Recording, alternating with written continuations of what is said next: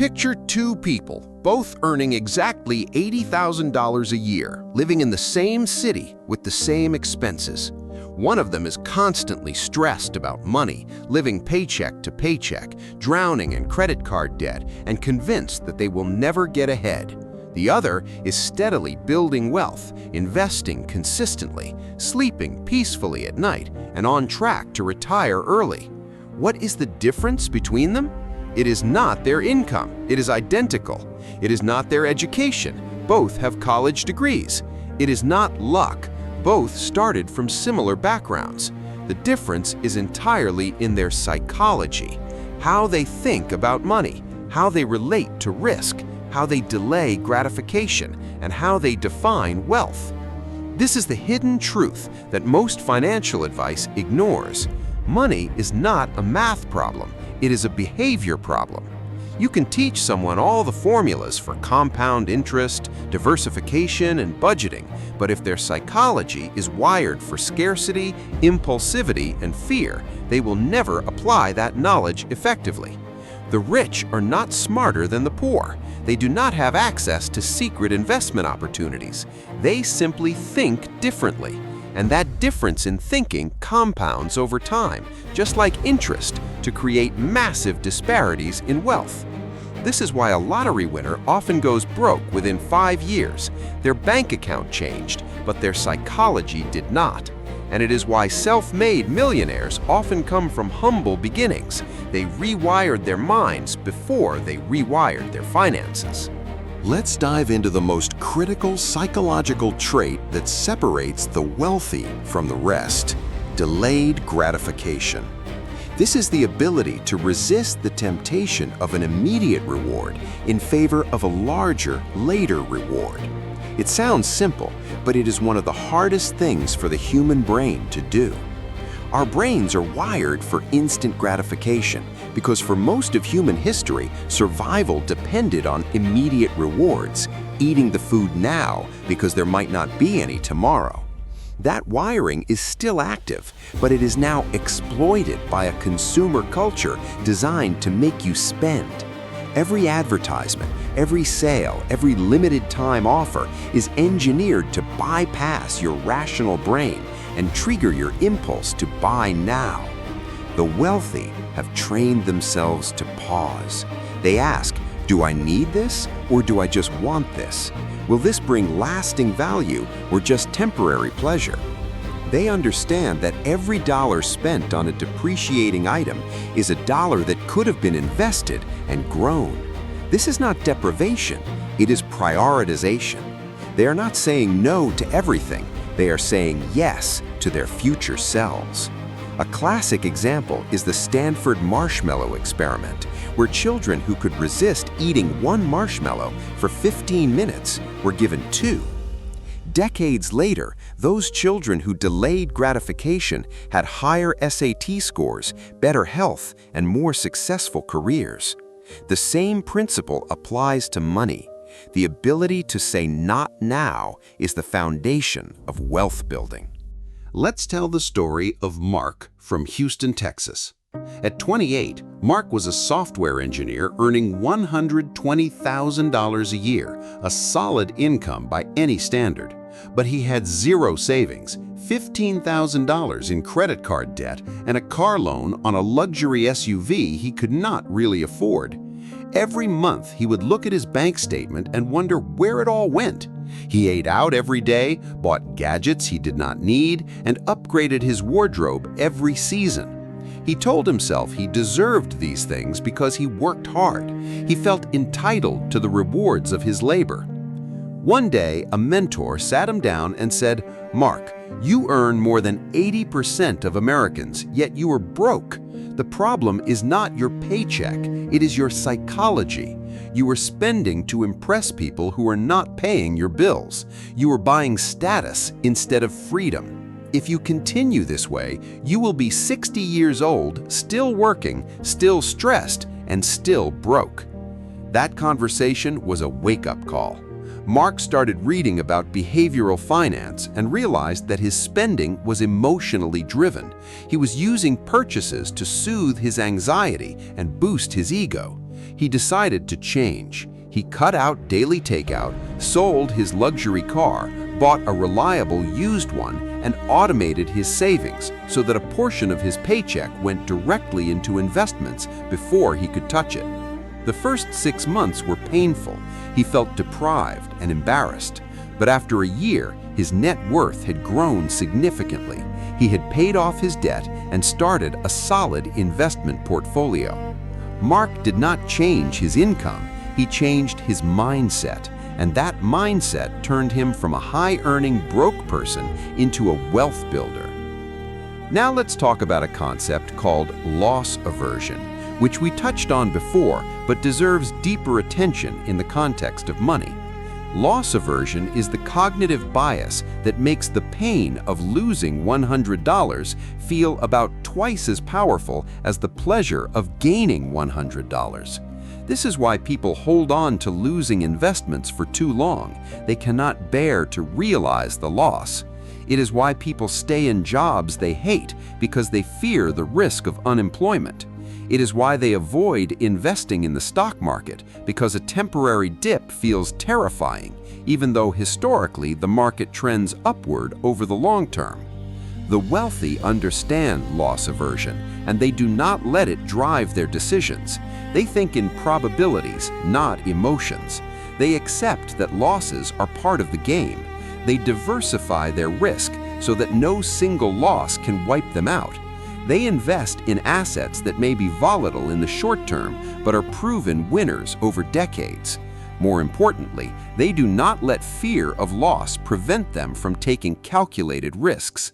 Warren Buffett, one of the wealthiest people in history, famously said, "Be fearful when others are greedy, and greedy when others are fearful." This is a masterclass in overcoming loss aversion. The average person panics and sells at the bottom. The wealthy person sees the bottom as a buying opportunity. This is not because they are fearless. They feel fear too, but they have trained themselves to act rationally despite fear. Another psychological difference is the mindset of abundance versus scarcity. People with a scarcity mindset believe there is a limited amount of money in the world, and if someone else gets rich, that leaves less for them. They see wealth as a zero-sum game. They resent successful people, view the system as rigged, and feel powerless. This mindset keeps them stuck. They do not take risks because they are afraid of losing the little they have. They do not invest because they are afraid of being cheated. They do not start businesses because they believe the market is saturated. In contrast, people with an abundance mindset believe that there is more than enough wealth to go around, that they can create value and the market will reward them. They see opportunities everywhere. They learn from successful people instead of resenting them. They collaborate more than they compete. This mindset does not guarantee wealth, but it creates the psychological conditions for wealth to grow. A scarcity mindset suffocates ambition. An abundance mindset fuels it. And this is entirely a choice, a decision about how to interpret the world. The wealthy do not waste time blaming the economy or the government or billionaires. They focus on what they can create, what they can offer, and how they can solve problems for others. That focus is the engine of prosperity. Now let's talk about the difference between being rich and being wealthy. These terms are often used interchangeably, but they mean very different things. Being rich usually means having a high income. You earn a lot of money. But high income does not guarantee financial security. You can earn $500,000 a year and still spend $600,000. That is being rich, but not wealthy. Wealth, on the other hand, is the accumulation of assets that generate income: savings, investments, real estate, businesses. Wealth is not about how much you earn, it is about how much you keep and grow. A person earning $60,000 a year who saves and invests consistently can become wealthy over time. A person earning $200,000 a year who spends it all will never build wealth. The wealthy understand that income is not the goal, net worth is. They focus on building assets that pay them while they sleep. They buy things that appreciate in value, not things that depreciate. This is why many millionaires live in modest homes, drive older cars, and dress unassumingly. They are not interested in looking rich. They are interested in being wealthy. The classic book, The Millionaire Next Door, documented this phenomenon extensively. Most millionaires in the US are not flashy spenders. They are disciplined savers who live well below their means. They know that true wealth is quiet. Let's introduce another psychological pitfall: the tendency to engage in lifestyle inflation. As people earn more, they tend to spend more. They upgrade their homes, their cars, their vacations, their clothes. They say, "I deserve this." And they are not entirely wrong. They have worked hard. But every dollar spent on lifestyle inflation is a dollar that is not invested. And here is the danger. When you increase your spending every time your income goes up, you trap yourself in a cycle where you always need more. Your lifestyle grows faster than your income, and you feel perpetually behind. The wealthy resist lifestyle inflation. When they get a raise, they do not immediately increase their spending. They save the difference. They understand that the goal is not to have a higher standard of living. The goal is to have financial freedom. And financial freedom comes when your passive income exceeds your expenses. Until you reach that point, every unnecessary expense is a delay in your freedom. This is a hard truth, but it is also empowering. Every time you choose to save instead of spend, you are buying a piece of your future liberty. Every time you choose to invest instead of upgrade, you are accelerating your path to independence. Now, let me tell you about Sarah from London. At 35, Sarah was a successful PR consultant, earning £85,000 a year. She lived in a trendy part of London, wore designer clothes, dined at expensive restaurants, and took luxury holidays. On the outside, she looked like she was thriving, but behind the scenes, she was drowning. £12,000 in credit card debt, zero savings, and constant anxiety about money. She would lie awake at night worrying about her finances, but the next day she would spend again to feel better. She was stuck in a shame-spending cycle.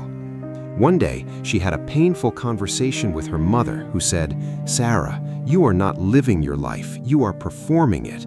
You are spending money to impress people who do not care about you, and you are destroying your future." That was the moment Sarah decided to change.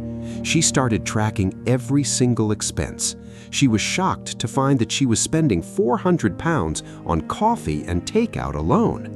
She sold her designer bags, downgraded her apartment, and started cooking at home.